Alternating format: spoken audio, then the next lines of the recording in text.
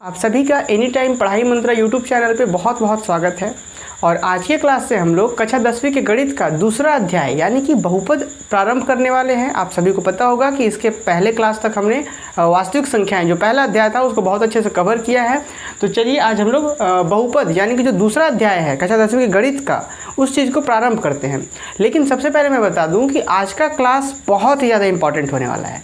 यदि आप बहुपद में कुछ भी मिस नहीं करना चाहते हैं, बहुपद को बहुत अच्छे से समझना चाहते हैं, तो आप आज के क्लास को बिल्कुल भी मिस नहीं करेंगे, क्योंकि आज हम लोग बहुत सारी बेसिक बातों को जानेंगे, जिससे कि एग्ज़ाम्स में जो क्वेश्चंस आते हैं, जिस लेवल के क्वेश्चंस आते हैं उस लेवल के क्वेश्चंस को आप खुद से सॉल्व कर पाएँ, है ना।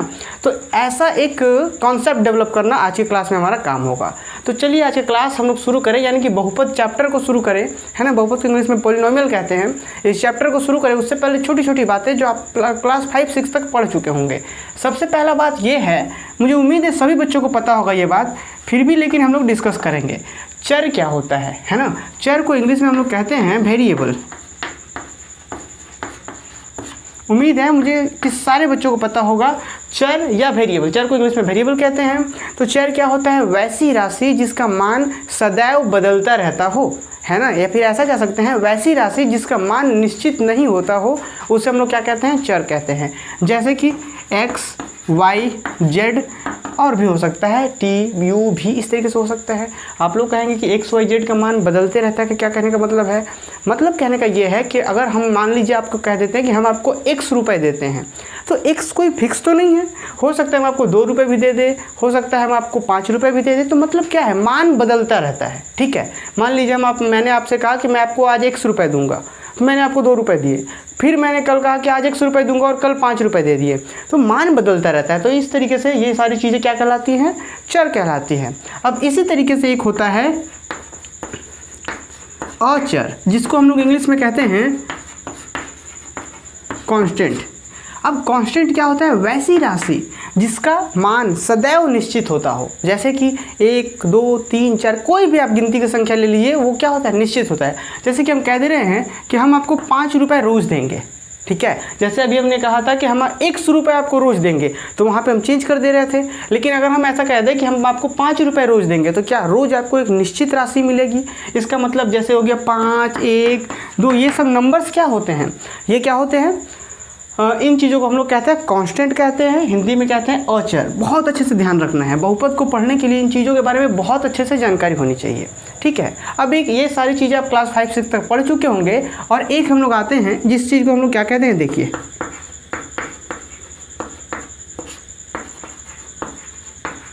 बीजीय व्यंजक, जिसको हम लोग इंग्लिश में कहते हैं अलजेब्रिक एक्सप्रेशन। देखिए ये अलजेब्रिक एक्सप्रेशन क्या होता है? मीन्स कि अलजेब्रिक एक्सप्रेशन ये होता है कि जब आप चर को अचर के साथ गुना करते हैं और जो रिजल्ट आता है उसी चीज़ को कहते हैं हम लोग बीजीय व्यंजक। क्या कहते हैं? Algebraic expression. बात समझ में आ रहा है? जैसे कि मान लिया जाए x को 5 से गुना कर दिए। आपको पता है कि जैसे ही आप 5 को x से गुना करेंगे या x को 5 से गुना करेंगे, तो जो रिजल्ट आएगा वो क्या होगा? Result will be 5x। तो हम यहाँ क्या लिख सकते हैं कि अगर 5 को x से गुना करें, मतलब कि 5 क्या था? हमारा अचर था और x क्या था? चर था। अचर को चर के साथ गुना करें तो जो रिजल्ट आता है वो क्या होता है हमारा? वो रिजल्ट ही क्या कहलाता है? बीजीय व्यंजक। बात समझ में आई? जब हम लोग अचर को चर के साथ गुना करते हैं तो जो रिजल्ट होता है उसे हम लोग क्या कहते हैं? बीजीय व्यंजक कहते हैं। बात समझ में आ गया? अच्छा, एक और बात, अब एक बहुत बहुत बहुत इंपॉर्टेंट बात है, ध्यान रखना है। आप सभी को पता होगा ये बात, किसी भी राशि के ऊपर यदि पावर 0 हो तो उसका मान कितना होता है? 1 होता है, चाहे वह राशि चर राशि हो या अचर राशि हो। जैसे कि अगर हम कहीं लिख रहे हैं x का पावर 0, इसका मतलब कितना? 1। किसी भी राशि का, चाहे वह चर राशि हो या अचर राशि हो, अगर उसका पावर 0 है तो हमेशा वैल्यू 1 होता है। अगर x का पावर 0 तो भी 1, y का पावर 0 तो भी 1, अगर मान लेते हैं 5 का पावर 0 तो भी क्या? तो भी 1। ये सब बातों को ध्यान रखना है। किसी का पावर अगर 0 होता है तो वैल्यूज कितना देता है? 1 देता है, ठीक है। ये चीज़ें क्लियर है। और आपको बीजीय व्यंजक क्या कहते हैं समझ में आया? अच्छा, एक बीजीय व्यंजक मान लेते हैं 5x और दूसरा बीजीय व्यंजक मान लेते हैं यहाँ से हम एक x स्क्वायर। x स्क्वायर भी क्या होगा? एक चर ही तो होगा। यहाँ पे क्या है, x गुना x है, एक्स स्क्वायर भी क्या एक चर है, और हम मान लेते हैं यहाँ 2, तो इसको अगर हम इससे मल्टीप्लाई करें तो क्या होगा 2x स्क्वायर। ये भी क्या है, यह भी एक बीजीय व्यंजक है। बात समझ में आ रहा है। 5x भी बीजीय व्यंजक है, 2x स्क्वायर भी बीजीय व्यंजक है। और एक सबसे इंटरेस्टिंग बात आप लोगों को बता रहे हैं कि कभी भी दो बीजीय व्यंजक को या दो से अधिक बीजीय व्यंजक को हम लोग जोड़ते हैं ना, तो भी क्या मिलता है, बीजीय व्यंजक ही मिलता है। बात समझ में आ रहा है। दो या दो से अधिक बीजीय व्यंजक को जोड़ने या घटाने पर जो रिजल्ट प्राप्त होता है वह भी बीजीय व्यंजक होता है। जैसे 5x बीजीय व्यंजक था, ये भी बीजीय व्यंजक था। यदि हम इन दोनों को जोड़ देते हैं तो जो रिजल्ट बनेगा वो भी क्या होगा, बीजीय व्यंजक ही होगा। बात समझ में आया। या फिर आप घटा देते तो भी क्या होता, बीजीय व्यंजक ही आता। बात समझ में आ रहा है। चलिए अब ये चीज़ें क्लियर होना चाहिए। अब एक चीज़ हम जब वास्तविक संख्याएं पढ़ा रहे थे तब मैंने वहाँ बहुत अच्छे से बताया था आप लोगों को कि प्राकृत संख्या क्या होता है, पूर्णांक क्या होता है, पूर्ण संख्या क्या होता है। इन चीज़ों के बारे में मैंने बहुत अच्छे से बता रखा था आपको। तो कुछ याद कीजिए, क्या मैंने आपको ये चीज़ें बताई थी। पूर्ण संख्या, पूर्ण संख्या को हम लोग कहते थे इंग्लिश में होल नंबर। कुछ याद आ रहा है। होल नंबर क्या होता था, 0 1 2 3 4 डॉट डॉट डॉट। कुछ याद आ रहा है। पूर्ण संख्या कुछ याद आया, होल नंबर। अब देखिए बीजीय व्यंजक, अभी हमने क्या पढ़ा, हमें इस चैप्टर हमें पढ़ना क्या है, बहुपद पढ़ना है। ठीक है, हमने थोड़ा सा बेसिक बातों को जाना। और अगर हम आपसे पूछे कि बीजीय व्यंजक क्या होता है तो आप बहुत अच्छे से बता पाएंगे कि जब चर को अचर के साथ गुना किया जाता है तो जो रिजल्ट प्राप्त होता है वह बीजीय व्यंजक कहलाता है। ठीक है, अब हम लोग बात करते हैं अपना चैप्टर के ऊपर। हमारा चैप्टर क्या है, बहुपद, है ना। तो बहुपद होता क्या है, क्लियर। बहुपद अगर कोई पूछे कि बहुपद होता क्या है, तो बहुत सारे टीचर्स बताते हैं कि जिसमें बहुत सारे पद हों वो बहुपद कहलाते हैं। तो भाई ये तो बहुत सारा पद इसमें भी है, बहुत सारे पद बहुत जगह होंगे, तो क्या सभी को बहुपद कह देंगे, नहीं। बहुपद हम लोग एक बीजीय व्यंजक को ही बहुपद कहते हैं। क्या है, बीजीय व्यंजक को ही हम लोग क्या कहते हैं, बहुपद कहते हैं। लेकिन सारे बीजीय व्यंजक को बहुपद नहीं कहेंगे। कुछ स्पेशल टाइप्स के बीजीय व्यंजक को हम लोग क्या कहेंगे, बहुपद कहेंगे। और वो कौन से बीजीय व्यंजक होते हैं, आइए समझते हैं। देखिए ध्यान से, इस बीजीय व्यंजक को अगर आप ध्यान देंगे तो इस बीजीय व्यंजक में जो चर है, कहाँ कहाँ पे है चर, तो देखेंगे आप चर आपको एक जगह यहाँ मिल रहा है और दूसरी जगह चर कहाँ मिल रहा है, यहाँ पे। मतलब आपके पास एक बीजीय व्यंजक था 5x + 2x स्क्वायर, तो इस बीजीय व्यंजक में चर दो जगह है, दिख रहा है चर। चर किसे कहते हैं, जिसका पावर जिसका मान क्या हो, बदलते रहता हो। जैसे यहाँ पे चर x है, यहाँ पे चर x स्क्वायर है। ठीक है बात। अब यहाँ पे अगर हम इसका पावर देखें, इस चर का पावर देखें, मतलब घात देखें तो कितना है, 1। समझ में आ रहा है। यहाँ पे अगर इस चर का घात देखें तो कितना है, 2। ठीक है। अब एक बात बहुत ध्यान से समझना है आपको, वैसा बीजीय व्यंजक जिसमें जितने भी चर हैं सभी के चर का घात यदि एक पूर्ण संख्या है, सभी के चर का घात यदि पूर्ण संख्या है, तब हम लोग इस बीजीय व्यंजक को बहुपद कहते हैं। कुछ समझ में आ रहा है। वैसा बीजीय व्यंजक जिसमें सभी चर का घात अगर एक पूर्ण संख्या है, तब हम लोग उस बीजीय व्यंजक को क्या कहते हैं, बहुपद कहते हैं। आप देखेंगे ये क्या है, इसका घात 1 है, इसका घात 2 है। 1 भी क्या होता है, पूर्ण संख्या होता है। 2 भी क्या होता है, पूर्ण संख्या होता है। मतलब यहाँ पे जहाँ पे चर है सभी का घात एक पूर्ण संख्या है। मतलब ये बीजीय व्यंजक क्या कहला गया, बहुपद कहला गया। कुछ समझ में आ रहा है बात। चलिए एक दूसरा आप लोग बताएंगे 7x³ 3 + 9x⁵ क्या ये बीजीय व्यंजक बहुपद है। क्या ये बीजीय व्यंजक बहुपद है, बहुपद है। क्यों है, क्योंकि भाई इस बीजीय व्यंजक में दो पद थे। दो पद कौन कौन, एक पद ये, दूसरा पद ये, दो पद हैं। और पहले पद में चर है हमारा x⁵ तो यहाँ पे जो चर है उसका पावर कितना है, 3। यहाँ पे चर है उसका पावर है 5। देखिए 3 भी एक पूर्ण संख्या है, 5 भी एक पूर्ण संख्या है। तो ये जो बीजीय व्यंजक होगा क्या कहलाएगा, बहुपद कहलाएगा। क्लियर है बात। थोड़ा सा और हम लोग आगे बढ़ते हैं। 7x⁴ + 9x² + 5x⁷ बताइए क्या ये बीजीय व्यंजक तो पहला बात है। बीजीय व्यंजक क्यों है, क्योंकि देखिए चर को अचर के साथ चर, अचर चर अचर, बीजीय व्यंजक है। अब क्या ये बीजीय व्यंजक बहुपद है, बीजीय व्यंजक बहुपद नहीं है। क्यों नहीं है, क्योंकि देखिए यहाँ पे चर कहाँ पे, यहाँ चर है, यहाँ चर है, यहाँ चर है। यहाँ चर का घात क्या है 1/2, यहाँ चर का घात कितना है 2, यहाँ चर का घात कितना है 7। तो मैंने क्या बता रखा था कि बीजीय व्यंजक बहुपद कहलाता है कब, जब जितने भी चर हैं सभी के चर का घात एक पूर्ण संख्या हो। तो यहाँ पे देखेंगे 2 पूर्ण संख्या है, 7 पूर्ण संख्या है। अगर 1/2 ये तो पूर्ण संख्या नहीं है ना, तो इस बीजीय व्यंजक में एक चर ऐसा मिल गया जहाँ पे उसका घात क्या है 1/2 है, मतलब इस बीजीय व्यंजक को आप बहुपद नहीं कह सकते। बात समझ में आ रहा है? बहुपद किसे कहेंगे? जिस वैसा बीजीय व्यंजक जिसमें चर का सभी घात क्या हो, पूर्ण संख्या हो, उस बीजीय व्यंजक को हम लोग कह देंगे बहुपद। बहुपद समझ में आ गया? चलिए अब हम लोग बहुपद में थोड़ा सा आगे बढ़ते हैं, इसी चीज़ को कॉन्सेप्ट को और अच्छे से डेवलप करते हुए देखते हैं।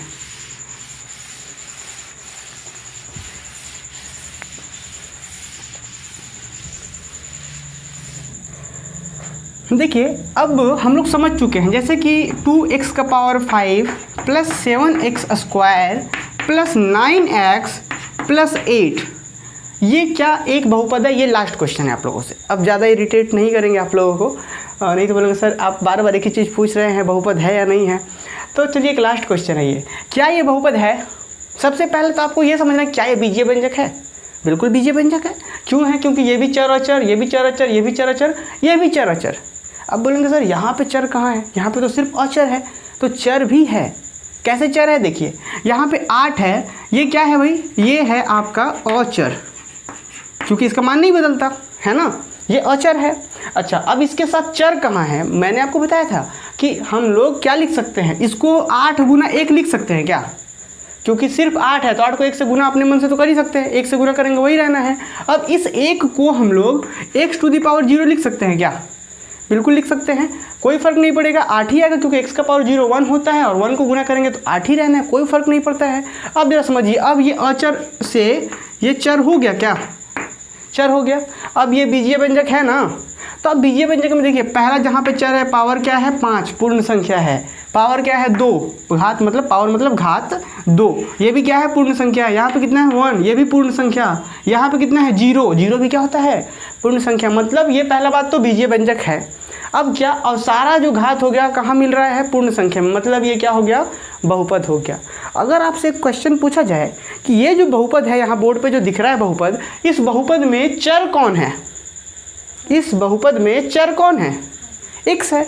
कोई भी बता सकता है, तो कोई गधा भी बता सकता है कि इस बहुपद में चर कौन है ना? इस बहुपद में चर कहने का मतलब ये x है, और जहाँ भी होगा तो हर एक जगह पे चर एक ही रहता है, ये ध्यान रखना है। हम लोग 2 वाले भी बहुपद मतलब वैसा इक्वेशंस, वैसा समीकरण जिसमें 2 चर होते हैं हम लोग अगले चैप्टर में पढ़ेंगे, है ना। रैखिक समीकरण 2 चर वाले हम लोग अगले चैप्टर में पढ़ेंगे। यहाँ पे आपको जितने भी बहुपद मिलते हैं सिर्फ और सिर्फ क्या, एक चर में रहेंगे, x है तो x सब जगह। तो अब हम लोग इस चीज़ को बहुपद को दिखाने का एक तरीका होता है जिसे हम लोग कहते हैं P4 क्या होता है? पॉलिनोमियल। हमको बहुपद को क्या कहते हैं हम लोग? पॉलिनोमियल कहते हैं इंग्लिश में। और पॉलिनोमियल को हम लोग P से दिखा सकते हैं। P ये पॉलिनोमियल हो गया किस में? x में, ये दिखाते हैं हम लोग। ये कुछ समझ में आया? ये बहुपद x चर में था तो हम लोग क्या कहते हैं? बहुपद को इंग्लिश में पॉलिनोमियल कहते हैं। पॉलिनोमियल को P से दिखा सकते हैं। P फॉर पॉलिनोमियल किस में है? ये x में है। तो ये समझ में आया क्या दिखा रहा है? अगर कहीं पे लिखा जाए कि P of x equal to दिया हुआ है समथिंग, तो आप क्या समझेंगे कि एक ऐसा पॉलिनोमियल जिसमें चर कौन है? x है। कुछ समझ में आया? अगर कहीं पे ऐसा दिया जाए P ऑफ y, तो आप इससे क्या समझेंगे? एक ऐसा पॉलिनोमियल, एक ऐसा बहुपद जिसका चर कौन होगा? y होगा। समझ में आ रहा है कैसे हम लोग बहुपद को दिखाते हैं? बात अब क्लियर हो गया। अच्छा, ज़रूरी नहीं है कि P ऑफ x ही रहे, कहीं कहीं पे f ऑफ x भी रहता है, ठीक है। f ऑफ x का मतलब f फॉर फंक्शन होता है, ठीक है। हम लोग समझेंगे, अभी बहुत सारा टाइम है। तो जरूरी नहीं है P ऑफ x हो, f ऑफ x हो सकता है, g ऑफ x हो सकता है, t ऑफ x हो सकता है।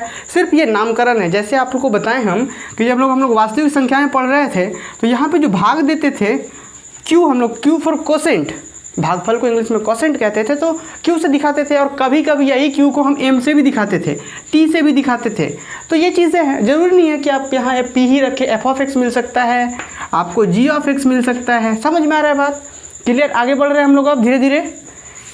चलिए अब बहुत इंपॉर्टेंट टॉपिक, अब आप लोग कॉपी में लिख सकते हैं। ये कॉपी में आप लोग तो पहले से भी लिख सकते थे, जितना चीज़ हम बता रहे हैं सारी चीज़ें कॉपी में आपके नोट होनी चाहिए। नोट क्या क्या होना चाहिए था शुरू से एकदम, जो भी चीज़ हम बता रहे, चर, अचर, फिर बीजीय व्यंजक, फिर बहुपद किसे कहते हैं। अगर आपसे पूछा जाए बहुपद किसे कहते हैं तो आप बता सकते हैं क्या होगा बताइए? वैसा बीजीय व्यंजक, आप चाहे तो परिभाषा के रूप में बहुपद का लिख सकते हैं कि वैसा बीजीय व्यंजक जिसमें चर का सभी घात या सभी चर का घात एक पूर्ण संख्या हो, उस टाइप के बीजीय व्यंजक को हम लोग बहुपद कहते हैं। बहुपद का परिभाषा क्लियर है। अब इसी प्रकार से देखिए हम लोग सबसे इंपॉर्टेंट बात लिखेंगे, बहुपद के घात,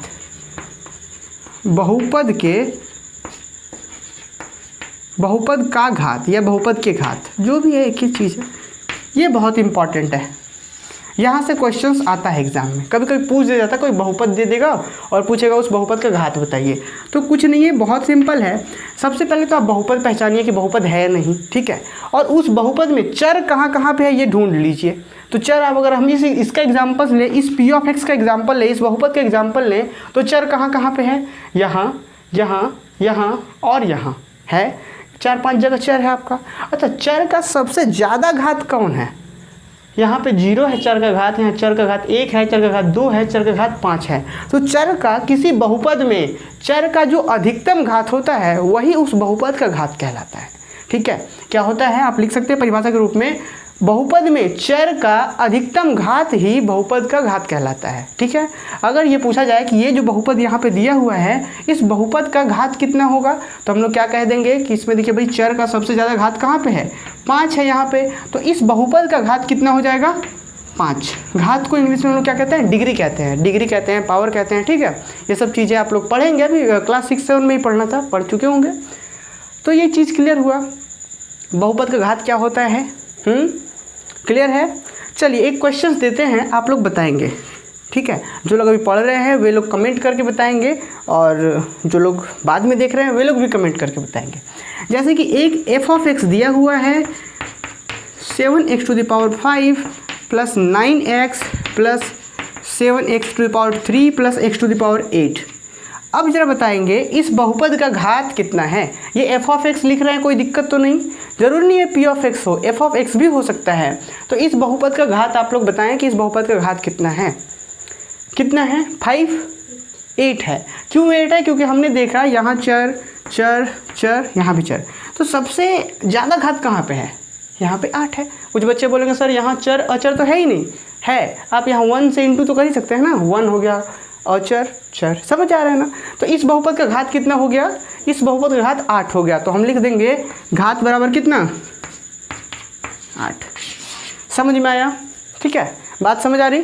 अब चलिए, अब आप लोग के मन में क्वेश्चन नहीं आ रहा था कि अच्छा बहुपद में सर क्या कितने टर्म्स हो सकते हैं। जैसे कि यहाँ पे 1 2 3 4 थे इसमें टर्म्स को हिंदी में कहते हैं हम लोग पद। और पद को अलग अलग कौन करता है पता है आप लोगों को? प्लस या माइनस। अगर कहीं पे ऐसा लिखा जाए 23x² और 3y, तो ये कितना पद होगा?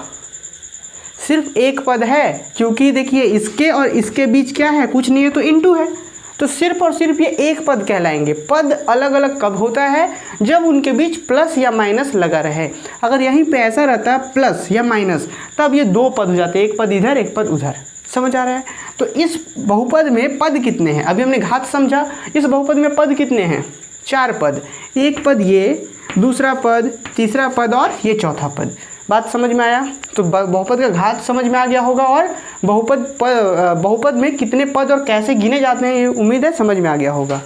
चलिए अब बहुत इंपॉर्टेंट, इसके बाद हम लोग समझेंगे बहुपद आखिर कितने प्रकार के होते हैं, है ना। अभी तो हमने समझा बहुपद क्या होता है, बहुपद का घात क्या होता है, आखिर बहुपद कितने प्रकार के होते हैं और हमें क्या क्या पढ़ना है एग्जाम के पॉइंट ऑफ व्यू से। अब यहाँ एग्जाम का पॉइंट ऑफ व्यू आ रहा है, ठीक है। तो आप लोग हेडिंग दे देंगे बहुपद के प्रकार। बहुपद के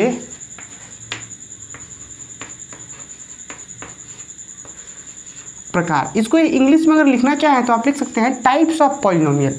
अच्छा, अगर हम आपसे पूछे, एक छोटा सा एग्जांपल्स देकर हम यहाँ आगे बढ़ाएंगे क्लास को। एक हम एग्जांपल्स देना चाह रहे हैं। आपने अक्सर देखा होगा कि 2 लोग जब बात करते हैं, 2 दोस्त बात करते हैं या 2 गार्जियंस बात करते हैं किसी बच्चे के बारे में, तो ऐसा बोलते हैं कि अच्छा अगर हम उसका बात किया जाए खाने के आधार पर, खाना वो कैसा खाता है, तो कुछ बोलेंगे यार बहुत पेटू है, बहुत ज़्यादा खाता है, या खाता ही नहीं है। तो मतलब, और अच्छा उसी बच्चे के बारे में वही आदमी लोग बोलेंगे यार उस पढ़ने के आधार पर कैसा है, नहीं बोलते पढ़ने में कैसा है, तो कुछ बोलेंगे यार पढ़ने में बहुत अच्छा है। फिर बोलेंगे खेलने में कैसा है, खेलने में तो गोबर है। ऐसा होता नहीं अक्सर, मतलब समझ में आ रहा। किसी के बारे में अगर पूछा जाए कि वह किस प्रकार का है, तो सबसे पहले बोला जाता है किस में, खाने में, खेलने में कि पढ़ने में। बात समझ में आ रहा है। अगर किसी के बारे में पूछा जा रहा है कि वह कैसा है, अच्छा है, खराब है, बुरा है, तो सबसे पहले ये बोला जाता है कि वो खाने में अच्छा है या बुरा है, पढ़ने में अच्छा या बुरा है। मतलब एक आधार दिया जाता है कि हमको इसी आधार पे बात करना है। समझ में आ रहा। तो उसी तरीके से बहुपद भी दो प्रकार से बढ़ते हैं। एक, अगर कोई पूछ रहा है कि बहुपद के कितने प्रकार होते हैं, तो आप वही बात बोलेंगे, अच्छा खेलने वाला प्रकार या खाने वाला प्रकार। समझ में आ रहा है। तो यहाँ पे क्या बात होता है बहुपद के लिए, बहुपद का प्रकार दो तरीके से बढ़ता है। एक तरीका होता है डिग्री के आधार पर, डिग्री मतलब घात के आधार पर, कि एक घात वाला बहुपद रहेगा तो उसको हम लोग कहते हैं रैखिक बहुपद, दो घात वाला रहेगा तो द्विघात बहुपद, तीन घात वाला रहेगा तो तीन घात बहुपद। इस तरीके से घात वाला बहुपद होता है। अब उस दूसरा आधार क्या होता है, पद के आधार पर। कुछ समझ में आ रहा। पहला जैसे हम अभी बताया ना हमने कि किसी बच्चे के बारे में हम लोग बात कर रहे थे, कैसे खेलने के आधार पर कैसा है, फिर बात कर रहे थे कि पढ़ने के आधार पर कैसा है। समझ में आ रहा है। उसी तरीके से बहुपद भी दो प्रकार से बढ़ता है। पहला किस पे, घात के आधार पर,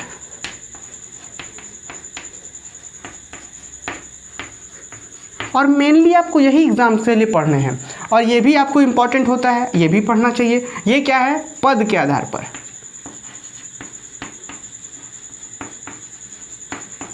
पद के आधार पर। समझ में आ रहा। अच्छा एक बात और बताइए आप लोग, जैसे कि हम बोल रहे हैं 7x² + 5x, क्या ये बहुपद है? बिल्कुल बहुपद है, क्योंकि ये बीजीय व्यंजक है सबसे पहले, और ऐसा बीजीय व्यंजक है जिसमें चर का घात क्या है, पूर्ण संख्या। यहाँ 2 है तो पूर्ण संख्या है, 1 है तो ये भी पूर्ण संख्या, मतलब ये बहुपद है। अगर हम ऐसा बोल दें 7x⁵ + 9x² + 3x, क्या ये बहुपद है? तो आप देखेंगे ये भी बहुपद है। तो भाई यहाँ पे इस बहुपद में कितने पद थे, 2 पद। ठीक, इस बहुपद में कितने पद थे, 3 पद। इसी तरीके से वैसा भी बहुपद होगा जिसमें 4 पद होंगे। अच्छा हम अगर सिर्फ इतना बोले आपसे 8x², क्या ये बहुपद है? बिल्कुल बहुपद है। सबसे पहले बीजीय व्यंजक है, और ऐसा बीजीय व्यंजक है जिसमें चर का घात पूर्ण संख्या है, तो बहुपद है। मतलब समझ में आ रहा। बहुपद, इस बहुपद में कितने पद हैं, 1 पद। तो हम लोग सबसे पहला प्रकार क्या लिखेंगे, एक पदी बहुपद। इसके पद के आधार पर एक पदी बहुपद। ठीक है, एक पदी बहुपद। ठीक है, इसको हम लोग बोलते हैं 1 टर्म पॉलिनोमियल, इंग्लिश में बोलते हैं। तो इसमें क्या होता है, वैसा बहुपद, इसका परिभाषा लिखना चाहें तो आप लोग लिख सकते हैं, वैसा बहुपद जिसमें सिर्फ और सिर्फ एक पद हो। पद के आधार पर बात हो रहा है। जैसे कि ये एक बहुपद था, मान लेते हैं ये f(x) है, तो ये बहुपद कौन सा बहुपद होगा, ये बहुपद कहलाएगा एक पदी बहुपद। बात समझ में आया। अब इसी तरीके से क्या होता है, द्विपदी बहुपद, वैसा बहुपद जिसमें 2 पद हो, द्विपदी बहुपद। आप लोग परिभाषा कॉपी में लिखते चलेंगे। एक पदी का क्या लिखा, वैसा बहुपद जिसमें 1 पद हो, द्विपदी में वैसा बहुपद जिसमें 2 पद हो। इस तरीके से त्रिपदी होता है ना, त्रिपद बहुपद, त्रिपदी होता है, सॉरी। ठीक है ना। इसी तरीके से 4 पद वाले बहुपद, 5 पद वाले बहुपद। अब हम लोग वाले में बात करेंगे, 4 पद वाले, 5 पद वाले, 6 पद वाले बहुपद। समझ में आ रहा है। इस तरीके से ये चलता जाएगा। मेनली हम लोग 3 का ही नाम याद रखते हैं, ध्यान रखते हैं। क्लियर है। तो ये बात समझ में आया पद के आधार पर। अब घात के आधार पर आइए। ठीक है, अब एक एग्जाम्पल्स हम आप लोग को देना चाह रहे हैं। जैसे देखिए 7x + 5 g(x) = एक बहुपद है। तो क्या ये एक बहुपद है या नहीं है, पहले समझिए। ये एक बहुपद है। क्यों है भाई, क्योंकि यहाँ पे चर गुना अचर, यहाँ पे भी चर गुना क्या, x⁴ है। तो इस बहुपद, ये जो बहुपद हो गया, इस बहुपद का घात कितना है, घात कितना है, 1 घात है। तो वैसा बहुपद जिसका घात 1 हो, उस टाइप के बहुपद को कहते हैं हम लोग रैखिक बहुपद। क्या कहते हैं हम लोग, रैखिक बहुपद। थोड़ा सा अच्छे से लिख देते हैं इसको।